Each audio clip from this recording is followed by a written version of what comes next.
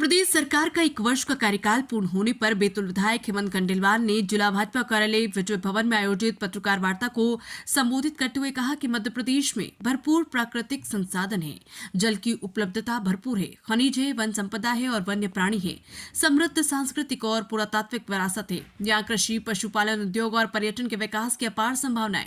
बीते 1 साल में हमारी सरकार ने इन संसाधनों के बेहतर उपयोग की दिशा में कदम बढ़ाए और किसानों, महिलाओं, युवाओं के विकास तथा गरीबों के जीवन में खुशहाली लाने के प्रयास किए। वहीं भारतीय जनता पार्टी के विधायक श्री खंडेलवाल ने कहा कि प्रदेश की भाजपा सरकार ने बीते 1 साल में प्रदेश के समग्र विकास की दिशा में कदम बढ़ाए हैं। मध्य प्रदेश और उत्तर प्रदेश सरकारों ने केन बेतवा नदी को जोड़ने का निर्णय लिया। हमारी सरकार ने इस परियोजना में आ रही जटिलताओं को दूर किया है। सिंचाई के अलावा पेयजल का संकट भी खत्म हो रहा है। श्री खंडेलवाल ने कहा कि हमारी सरकार ने किसानों की समृद्धि के लिए अनेक कदम उठाए।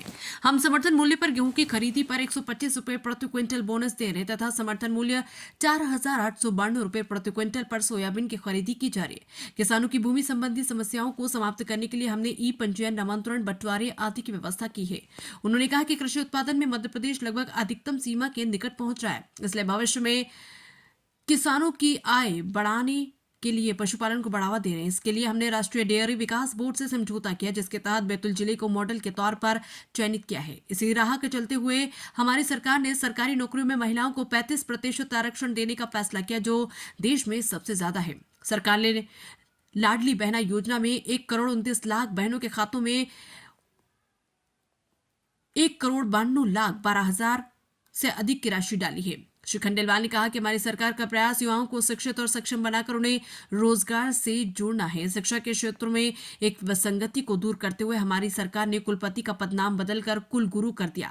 युवाओं को शिक्षा के बेहतर अवसर उपलब्ध कराने के लिए हमारी सरकार ने प्रदेश के सभी 55 जिलों में पीएम एक्सीलेंस कॉलेज शुरू कर दी है। इन कॉलेजों में शिक्षण की अत्याधुनिक व्यवस्थाओं के साथ छात्र छात्राओं को कॉलेज तक लाने के लिए बसों की व्यवस्था भी की गई। उन्होंने कहा कि युवाओं को स्वरोजगार से जोड़ने के लिए हमारी सरकार ऋण दे रही है। युवाओं को रोजगार के बेहतर अवसर उपलब्ध कराने के लिए हम इंडस्ट्री कॉरिडोर स्थापित कर रहे हैं। श्री खंडेलवाल ने कहा कि चिकित्सा क्षेत्र में भी हमने लगातार काम किया। शपथ लेते ही हमने स्वास्थ्य विभाग और चिकित्सा शिक्षा मंत्रालय का एकीकरण किया, जिससे संसाधनों की बचत हो रही है। मध्य प्रदेश 4 करोड़ से अधिक आयुष्मान कार्ड वितरित करने वाला देश का नंबर 1 राज्य बन गया है। इसके अलावा 70 साल से अधिक आयु के वरिष्ठ नागरिकों को भी योजना का लाभ मिलना शुरू हो गया है। वहीं श्री खंडेलवाल ने कहा कि मध्य प्रदेश की भाजपा सरकार छोटे शहरों के समुचित विकास के लिए भी कार्य कर रही है। सरकार धर्म, अध्यात्म, संस्कृति को बढ़ावा देने व संवर्धन का कार्य कर रही है। श्री पंडाग्रे ने पत्रकारों से चर्चा में बताया कि जिले में सीमेंट फैक्ट्री शुरू होने वाली है। साथ ही गोड़ा टोंगरी से बैतूल रेलवे मार्ग पर 125 करोड़ की राशि से नया रेलवे स्टेशन बनेगा, जिससे औद्योगिक विकास और यात्रियों को सीधा लाभ मिलेगा।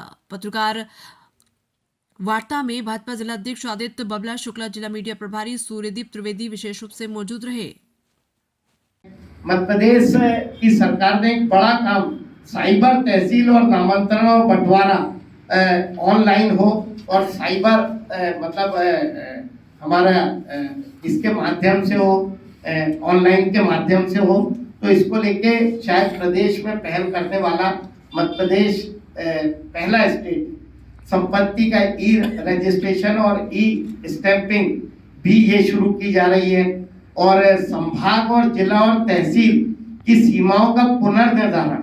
आजादी के बाद से आप देखते हो कि बैतूल ब्लॉक का हिस्सा आमला से लगा हुआ या विधानसभाओं का परिसीमन नहीं है। कई जिले बना दिए गए और नए जिले बना दिए गए और वो वाइबल ही नहीं। कई जगह एक विधानसभा का जिला है।